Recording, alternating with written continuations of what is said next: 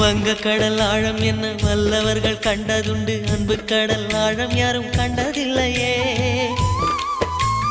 என்னுடைய நாயகனே ஊர்வணங்கும் நல்லவனே, உன்னுடைய அன்பு கந்த வானம் எல்லையே. எனக்கென வந்த தேவதையே சரிபாதி நீ அல்லவா. நடக்கையில் உந்தன் கூட வரும் நிழல் போலே நான் அல்லவா.